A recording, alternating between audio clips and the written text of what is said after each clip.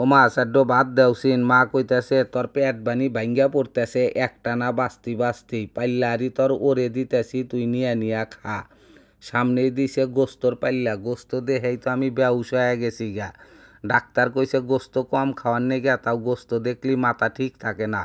হাতে দিছে মূলার শাক বাজি আর বিদেশি পুঁটি মাছ বাগুন দিয়া রাইন দেয়া তা যে তেলের তেল দেখতেছি এত তেল খালি তো খালি গলা জ্বলবো 2 চামচ ভাত নিলাম ভাত তা জুড়াইতেওছে না ফু পাইরে আল্লাহ জুড়াইতেছি ধোয়া উঠুই না ভাত তো মূলার শাক আবার বেশি খালি আমার পেটের মধ্যে বাডুর বুডুর করে নতুন সিজনের মূলার শাকের আবার করলে একটু স্বাদ আছে ফাইন দেখলাম আল্লাহ মাছ খাই তো মাছের একখান চাহা নিবার চাইলাম তা চাহার মধ্যে খালি ফাইসা ফাইসা কাটা না পরে একখান মাথা নিতেছি আর আল্লাহ বাগুন আর আল্লাহ ঝোল নিতেছি তা তেল দেহাই আমার ভয় করতেছে যে এত তেল খালি পারে সিন গলা হারে কেবা জ্বলা জ্বলবো যার গ্যাস্ট্রিকের সমস্যা আছে সেই সিন বুঝবো না পরে মাছটাল্লা কোনো রকম মতো আতা পাতা করে খাইতেছি মাছের মাথা জ্বালাই খাইলাম আর কাটাহানি খাই আনলাম না এখন এলা গোস্ত নিমু চামচ দিয়া খালি আংটিতেছি পাল্লার মধ্যে খালি টাং টুং আওয়াজ হইতেছে আড্ডি খুঁজিয়া পাইতেছি না চামচ একবার এম মারা দিতেছি একবার ওম মারা দিতেছি 2 হান আড্ডি তাও পাছি দেখলাম 2 হান সলিড গোস্ত নেই তা সলিড গোস্ত খায়া তো জুত নাই দাঁতের মধ্যে ঢুকলি পারে খাওয়া শেষে আবার আধা ঘন্টা বড়া খিলাল করা নাগে তো এখন তো বেহি প্রেশার কুকারের মধ্যে রান্ধে আড্ডি আর গোস্ত হইতাছে সমান সমান হয়ে জায়গা ওই আড্ডি গোনাও এমন হেদ্দ হয় তেল্লা ঝোল নিলাম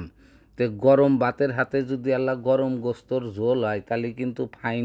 করে ধীরে ধীরে খাওয়া যায়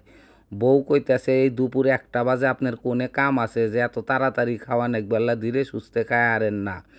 বলে খিদা নাকছে আমার তুমি দিশা পাইবা কি তুমি নয় 2টা 2:30টার সময় খায়া হয়ে গেছে অভ্যাস আমার তো 1টা বাজলি পারেই পেট ম্যাট মনে হয় যে ভাঙ্গা বানি পড়তেছে কয় ধীরে ধীরে খান এত তাড়াতাড়ি খাওয়া নাকবো না বলে না তাড়াতাড়ি কোনে আমি যে বা করে খাই হে বাই খাইতেছি এল্লা বেশি স্বাদ নাকতেছে দেহে এল্লা নলা গোনা বড় বড় হইতেছে স্বাদ যদি না নাগলো নে তাহলে আর নলা এত বড় বড় হইল না তে ভাত তো আমি যা পারমু সেইটাই নিছি বেশি নেই কে আমি আবার বেশি নিলি পারে আইটা করার পক্ষপাতিত্ব না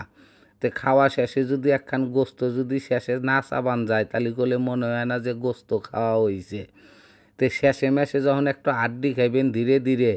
তালিসিন মনে হবো যে গোস্ত খাওয়া হইল আর আড্ডি যদি নাই খান তালি করলে আর গোস্ত মনে হবো না